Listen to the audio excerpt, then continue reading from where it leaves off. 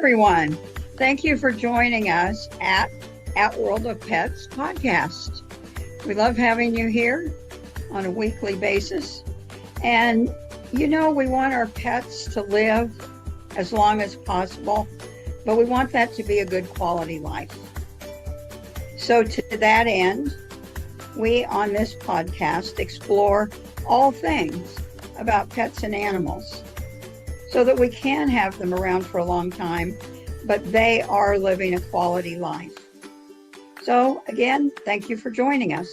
Take it away, hosts. Welcome back to World of Pets podcast. Tonight we have Val coming in, and she's a community builder that likes to help shelter dogs. And we've got some stories to talk about because she's been in El Paso, Texas, Austin, Texas, but now she lives in Tucson. And we're going to talk about space at the end of the show.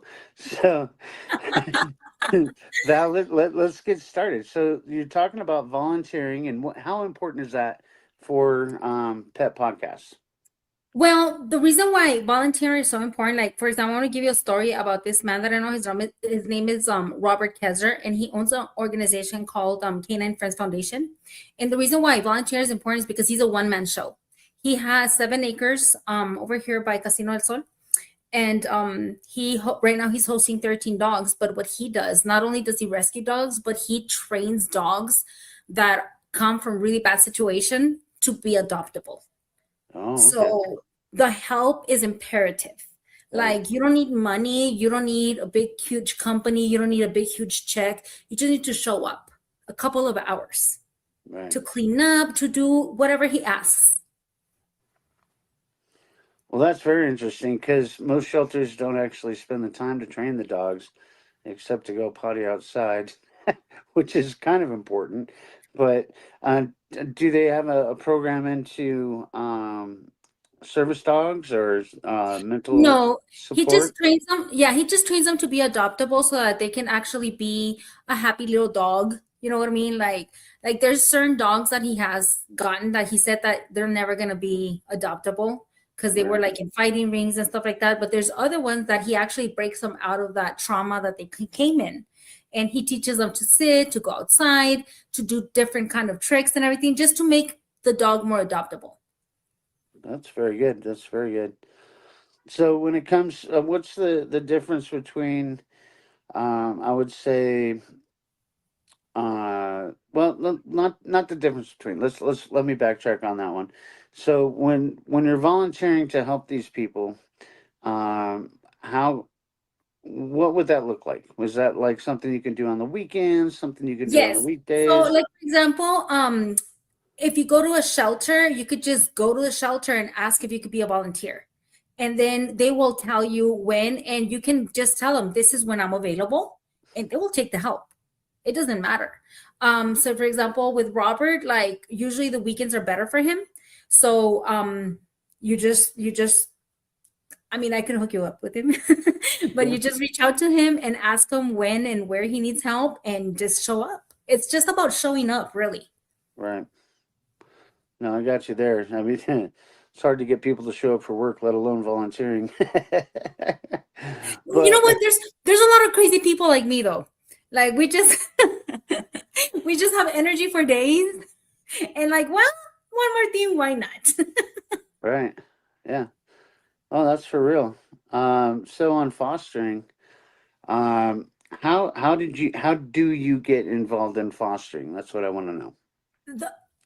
Getting involved in fostering is the same as everything. Like for example, the one that I had that I always recommend a lot is Adopt a Pet, because it's an online adopting service, and there you can actually choose to foster, and it makes the process really easy. And I love it because Adopt a Pet has all the local shelters in your city. So all you have to do is just choose the city and then choose that you want to foster, and then they'll let you know of all the dogs that are ready for foster. Okay. So it's really, really simple. All you have to do, and then you don't have to worry about vet bills or anything. Some of them even cover the food. Wow, that's crazy. Yeah, that's what I was going to ask is, and how much do they cover through that service? Vet bills are super expensive, knowing, Well, having as had far three as dogs. yeah, as far as the vet bills, they're completely covered.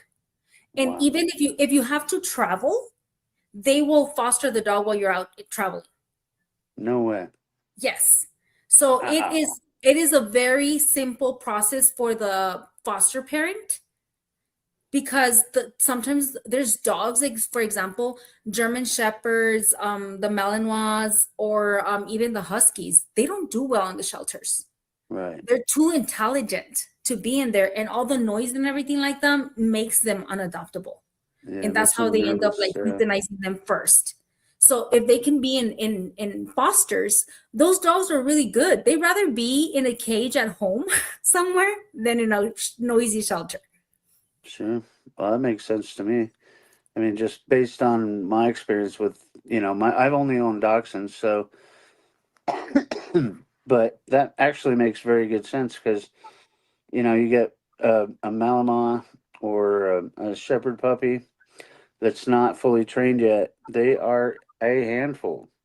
And but they do love the people that they interact with 100%, and they're very good dogs. They're very smart, and they take a lot of training, extra training actually, by the way. Yeah. They need What a do you person like me. They really need a person like me. Like I go with my dogs and I walk 5 miles with them and stuff like that. We leave at 2 in the morning to go walk. So yeah, shepherds need somebody like me. Well, it's not like you can walk at 12 in the afternoon in I know, especially not Arizona. in Tucson. Especially not in Tucson. Well, Yeah, right now you can. you have to be on opposite schedule in Tucson for sure. And because like Colorado Springs, like I just had to go and take off my sweater and everything else right before the sun's going down. It was too hot. I had to be in a tank top and shorts, but that's that time of year. So that's Yeah. also another thing that we could probably address too, since you live in Tucson. The difference between Colorado and Tucson is very dramatic. You've mostly lived in Texas and down south and all that, where it is hot. It's somewhat humid at points. What are your experiences, and how do you actually um, get a dog in a routine that you can get into as well? Well, it's all about carving out time because dogs, one thing that I've learned about dogs is that all they need is 5 minutes of your time. 5 minutes. If you have 5 minutes to go walk them even in the front of the house back and forth twice and come back in, those dogs will be so grateful and so happy because they spent time with you and you gave them love just by a tiny little walk. And then after that, you could like expand it a little bit more and a little bit more until you get used to it, until it just adjusts to your schedule. Because honestly, like when it comes to exercise, I was a person that hated exercise, but then when I knew I had to walk with these dogs and I started walking with them a lot, now I can't be without it. You know what I Right. mean? So it Yeah. grows into you. So these dogs are like, not only do they give me all the happiness, they're like my nap buddies, but they're also Hmm. my trainers because they trained me to run. I could never even run. Now I run, you know? Wow, that's amazing. Um, so we'll go back to let's talk about the adoption process. You go online, you find a company that you want to go through, all that stuff, and they've probably got a picture of a dog, maybe a video of a dog. Where do you have to start from there? Are there any specific qualifications? Well, yes, because when you're adopting a dog, it depends on the shelter, but their shelters are very protective of their dog. So you're gonna go through a whole they vet you. They vet you and they make sure that you're not gonna end up returning the dog because it traumatizes the dog even more. They make sure that every single person in that household wants the dog and agrees to having the dog, even if Okay. they're not going to be in charge of the dog, because sometimes that's what causes problems. One of the people living in the house don't get along with the dog, and then the dog gets returned. So So they ask a lot of questions, almost like adopting a kid. Honestly, they ask plenty of questions. They make sure that the home is stable. If you have pets, they make you make an introduction just to make sure that it's a good match. And that's it. And what I recommend, honestly, is to foster a dog to be able to adopt, because that way he's not really your responsibility, but you get to know him. You know what I mean? You get to know him, the dog get used to you, and you could fall in love with it in the process. And then when you're ready and you're like, okay, well, this is my dog. You know what I mean? Because sometimes you go and adopt a dog and it takes them about 3 months for them to decompress. And then the real personality comes out, you know? And when it's fostered, you don't feel the pressure that it's yours and you have to keep it forever. And you could just return it and no harm done. Right. So you could foster it for the 3 months that they're decompressing, get to know the dog, everything like that, and then just move smoothly into the adoption. Okay. Well, that makes sense. So, like, even like flip-flopping that, when you go into the fostering process and you're trying to get them to know everybody that's going to be in the household, does that happen on site or does that happen at the kennel, if you will? It depends on the agreement that they make. For me, it's always important for me to meet, for my dogs and the new dog to meet at a location where it's not territory to anybody, like a park or something where it belongs to nobody. Yeah, because you want to make sure that you want to you want to make sure that they don't feel like, oh, this is my space. You know what I mean? You just want to give them like a clean slate. This is just another dog, dude. Right. And that's recommended, but it depends on the shelter. Like each shelter is gonna have their own rules and everything like that. But through adopted a pet, it's like, I think adopt a pet is mainly fosters that have dogs. I mean, there is some shelters, but mostly it's fosters. So a lot of the foster moms want to meet you somewhere. Okay. Well, that makes perfect sense. I mean, I had, I got both of my first two dogs as puppies, and it was definitely important for them to get to know each other. And then they gave me a litter of one. So that was a wonderful experience. That was a long process, and it's certainly rewarding to have pets that are healthy. So in the adoption process,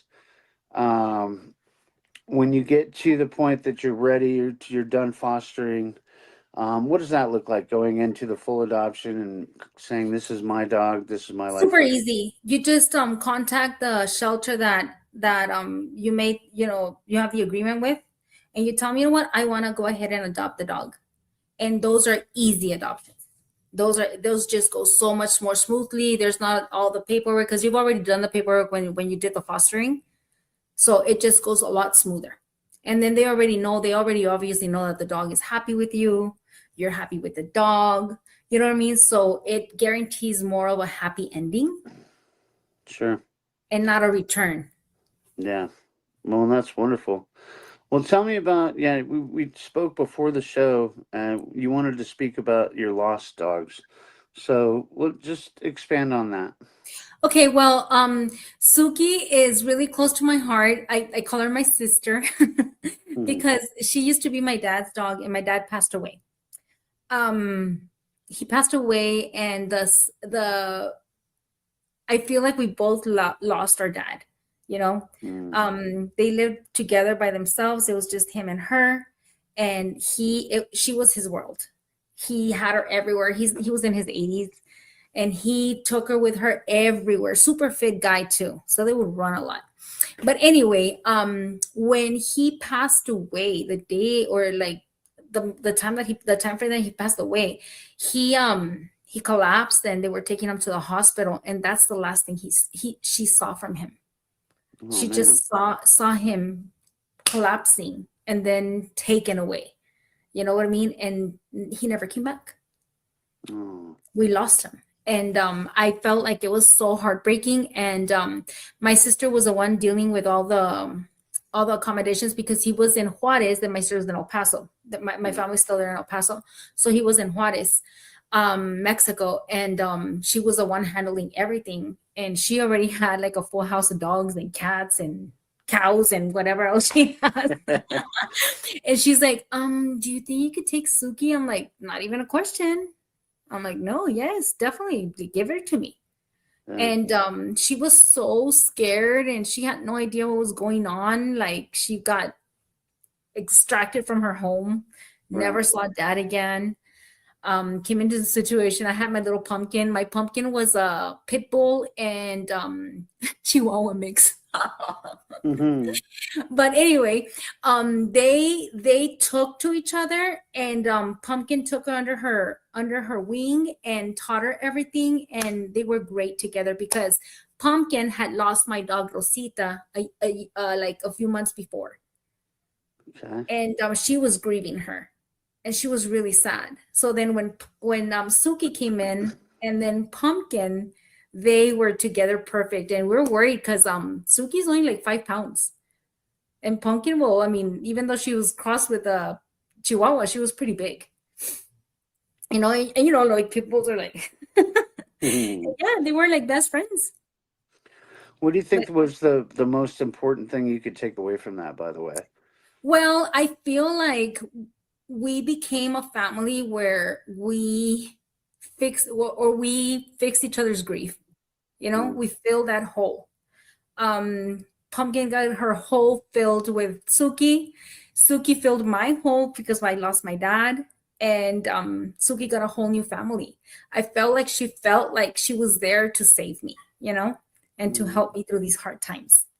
And she went, it's just so wonderful. Like I get chills just talking about this because oh, she's taught me so much, like the strength that that little puppy had, you know, after experiencing that. I feel Yeah. like it's traumatic, you know, just seeing him go and not know. Well, it's traumatic for anybody. Yeah, I've lost several in an instant. Not dogs, but people. yeah, it's And you know, so but that's well, also my dog. But he was a he picked a fight with a big dog, got his jaw broke. But you know, I mean, sometimes you got to say goodbye when it's done. But yeah. okay, let's change the things that we're talking about right Pumpkin. now. For the very first time on World of Pets podcast, we're going to talk about space. Nice. Tell me about it. So you got it's Paws from Heaven Express Yeah, so it's Possum Heaven. Yeah. launching May 5th. Launching May Well, 5th. it's a test. It's a test launch. So on May 5th, my husband owns a company that he decided to start. It's called Possum Heaven Express. And the point of it was when Pumpkin passed away, Pumpkin belonged to my son. And we were devastated. That dog just changed our life. Mm. And we were devastated because she was old and she was sick and yeah, that was it. She was just done. She was like 15 years old. So we were so sad. And my husband, you know, he's our savior. Like he does everything for us. He only wants to see us happy. So he has us all spoiled and he had no idea what to do to make it better because we were all like mopey and sad about Mm. Pumpkin. So he's like, what do you guys think if I were to build a rocket and I could launch Pumpkin's ashes into space? And then all the other dead dogs can have a place in the rocket. Like Max will be the motor, Bandida would be the all the other parts, and Rosita will be the nose cone and stuff like that. And we could all launch them to heaven. And it put a smile on our face, you know? It automatically put a smile on her face. And we're like, yes, do it. So when he started talking to people about it, right? He was just doing it for us. We have a list of people that want to launch their dog's ashes into space. And there was this man, because like I said, I'm an entrepreneur, so I deal with a lot of entrepreneurs. One of the entrepreneurs is my friend. He's like, hey, I want to invest. I want to be part of this. This is a great idea. That is a great idea. And that's how it started. Well, that's so cool. Like, what does that look like from a beginning standpoint? I know you got to network. I know you got to raise funds and all that stuff. But in the end, what is your end goal for that? Like the rocket? The rocket, the process, honestly. Okay, so there's so many parts. There's so many moving parts about it. So first, because he's building it from like from scratch, like everything. Like what he does, we actually go to the desert and we collect aluminum cans, and he is gonna be making parts of the rocket with that aluminum. Okay. So he's building everything from scratch. You know what I mean? Like so I feel like one, it helps the environment because we're cleaning it out. Two, it gets the community involved because we're offering, it's like for everybody who donates money or cans, their business name can go on the rocket. You know what I mean? Oh, So there you go. I feel like it's a community thing. Like I tell you, like I bring people together. I Right. love it. I like doing events. I like doing all these kinds of things. So I'm a hyper. I like to hype up everything. Like, let's do it. Oons, oons, oons. You know what I mean? So I like to bring people. So then people just start donating and stuff. And I feel like the more people get involved in one thing, the more things get done faster, quicker, and bigger. Oh, absolutely. Yeah, I can't argue with anything you just said. So tell us about how far along you are in the development of this, Well, it's at the what to beginning. look forward to. Yeah, it's at the beginning state. Is right now it's at the well, he has some parts. I wish I could hold on, let me bring the computer over here so you could see if you could see it, because there is like the back wing. Let's see if you could see it. Let me take off the back thing. Give me a second. Just don't get scared with the mess. Take your time. See, there's the back wing. Do you see it? Oh, wow. So those are big. There's the back wing. Well, there's the back wing. This is his working station. See, this is part of the engine Okay. right here. So it should be ready by May 5th, like a little mock up, not like the whole thing, like the whole. Oh, here are the other wings. I don't know if you can see them. Oops, sorry. Where did I leave you? No, you're right here. Hold on. Oops, sorry. Didn't mean to do that. There are the wings right here, but I don't think you'll be able to catch how they actually look. No, I can get a mental design in my head. My dad was an engineer working on space stuff. Yeah, So. so he's building everything from scratch. Like this, it's like foam core. Right. See? Okay. And then he fills it up with this foam to give it stability. Right. Yeah. So it's gonna be fun. We are rocket builders and we always go and launch rockets. We are part of the Southern Arizona Rocketry Association. Oh. And it is so much fun. It's like Hey, I did model rockets starting at the Boy Scouts and beyond that too. So I get it. That's a lot of fun.